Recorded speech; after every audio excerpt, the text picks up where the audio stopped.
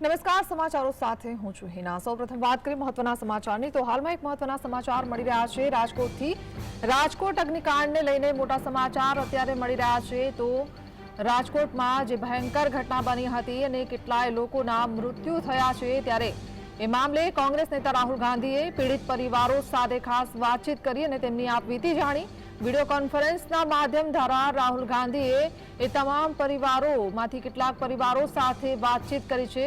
શક્તિસિંહ ગોહિલે કહ્યું છે, જિગ્નેશ મેવાણી, શક્તિસિંહ ગોહિલ સહિત નેતાઓ પાસે આ ઘટનાને લઈને રિપોર્ટ પણ માંગ્યો છે। વીડિયો કોન્ફરન્સ દ્વારા રાહુલ ગાંધીએ એ પરિવારજનો સાથે વાતચીત કરીને તેમની સમસ્યા જાણી હતી।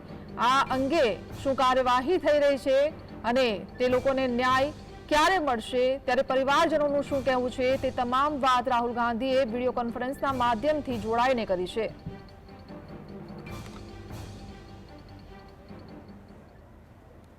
તો આજ મુદ્દે સહયોગી અનિલ આપણી સાથે જોડાઈ ગયા છે।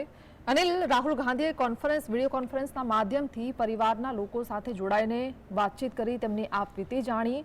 ઘટનાને આપણે પણ જોઈએ છીએ, ખૂબ નજીકથી જોઈ છે અને ઘણા પરિવારો હજુ પણ ન્યાય ઝંખી રહ્યા છે। કોંગ્રેસના નેતાઓ સાથે પણ રિપોર્ટ પણ માંગ્યો છે આ ઘટનાને લઈને। શું અપડેટ આ ઘટનાની જો વાત કરીએ તો?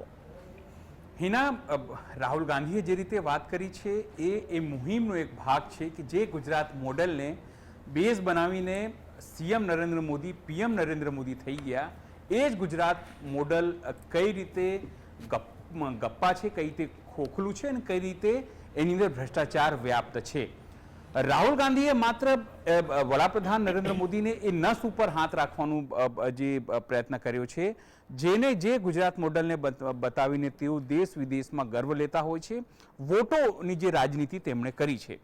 મહત્વપૂર્ણ બાબત એ છે કે કોંગ્રેસે ત્યાં 25 તારીખે રાજકોટ બંધનું એલાન આપ્યું છે, જેના માટે તેઓ પ્રચાર કરી રહ્યા છે। અને ખાસ કરીને સીટે જે રીતે કાલે રિપોર્ટ આપ્યો છે તેની અંદર સ્પષ્ટપણે તેણે કહ્યું છે કે અધિકારીઓ, પદાધિકારીઓ, કોર્પોરેશન, ફાયર બ્રિગેડ, આરએનબી વિભાગ, આઈએએસ, આઈપીએસ તમામની મિલીભગત હતી અને એટલા માટે જ આ ઘટનાક્રમ થયું છે। રાહુલ ગાંધી તમે જુઓ, જ્યારથી જે કોંગ્રેસને 99 સીટો આવી છે અને જે રીતે ભાજપ 240 ઉપર સિમટી ગયું છે, તેને લઈને કોંગ્રેસ કાર્યકર્તાઓના જે મોરલ છે ખૂબ જ બૂસ્ટઅપ છે, ખૂબ જ હાઈ છે। અને એટલા માટે જ્યારે નીટની વાત હોય, જ્યારે રેલવે દુર્ઘટનાની વાત હોય, એવા તમામ મુદ્દે રાહુલ ગાંધી હવે વિપક્ષના નેતાની જેમ હજુ અધિકારિક રૂપથી તેઓ લોકસભાના વિપક્ષ નેતા તરીકે ચૂંટાયા નથી, પણ જે રીતે તમામ લોકો સાથે તેઓ મુલાકાત કરી રહ્યા છે, ક્યાંક ને ક્યાંક સીધી રીતે અમિત શાહ અને વડાપ્રધાન નરેન્દ્ર મોદીને ઘેરવાનો પ્રયત્ન કરી રહ્યા છે।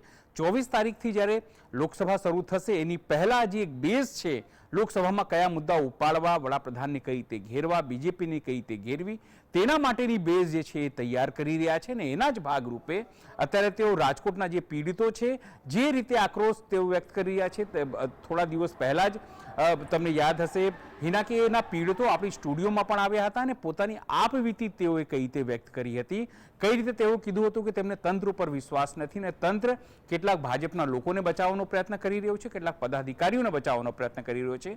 અને સાગઠિયા જેવા નેતાઓ 10-10 વર્ષથી જો કૌભાંડ કરતા હોય તો શું અધિકારીઓને, પદાધિકારીઓને વાતની ખબર ન હોય?